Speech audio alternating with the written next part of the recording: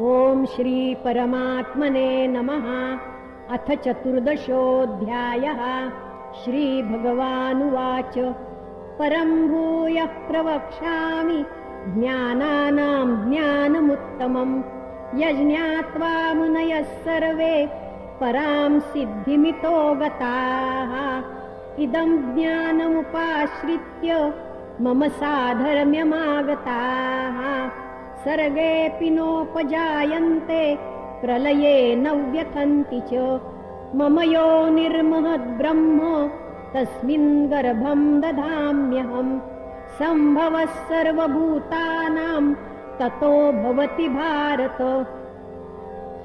सर्वयोनिषु कौन्तेय मूर्तयः सम्भवन्ति याः तासां ब्रह्म महद्योनिरहं बीजप्रदः पिता। सत्वं रजस्तम इति गुणाः प्रकृतिसम्भवाः निबध्नन्ति महाबाहो देहे देहिनमव्ययम्। तत्र सत्वं निर्मलत्वात् प्रकाशकमनामयम्। सुखसङ्गेन बध्नाति ज्ञानसङ्गेन चानघ। रजोरागात्मकं विद्धि तृष्णासङ्गसमुद्भवम्। तन्निबध्नाति कौन्तेय कर्मसङ्गेन देहिनम्। तमस्त्वज्ञानजं विद्धि मोहनं सर्वदेहिनां।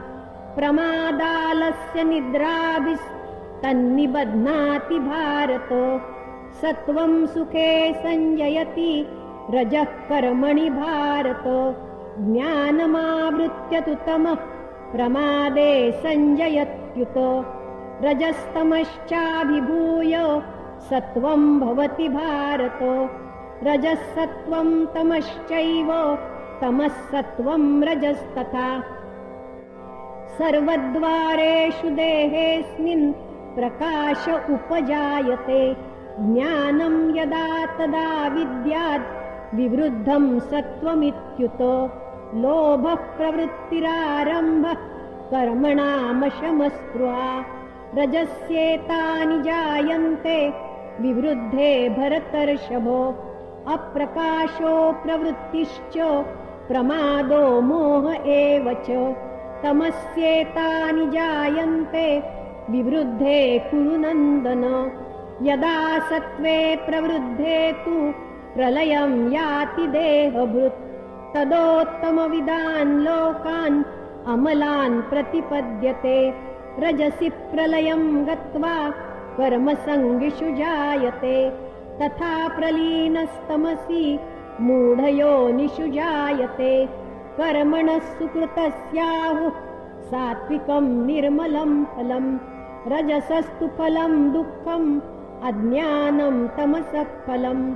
सत्त्वात् संजायते ज्ञानं रजसो लोभ एव च। प्रमादमोहौ तमसो भवतो ज्ञानमेव च। ऊर्ध्वं गच्छन्ति सत्त्वस्था मध्ये तिष्ठन्ति राजसाः। जघन्यगुणवृत्तिस्था अधो गच्छन्ति तामसाः। नान्यं गुणेभ्यः कर्तारं यदा द्रष्टानुपश्यति। गुणेभ्यश्च परं वेत्ति मद्भावं सोऽधिगच्छति। गुणानेतानतीत्यत्रीन् देही देहसमुद्भवान्। जन्म मृत्युजरा दुःखैर्विमुक्तो मृतमश्नुते। अर्जुन उवाच कैर्लिङ्गैः स्त्रीन् गुणानेतान् अतीतो भवति प्रभो। किमाचारः कथं चैतान् त्रीन् गुणानतिवर्तते। श्रीभगवानुवाच प्रकाशं च प्रवृत्तिं च मोहमेव च पाण्डव।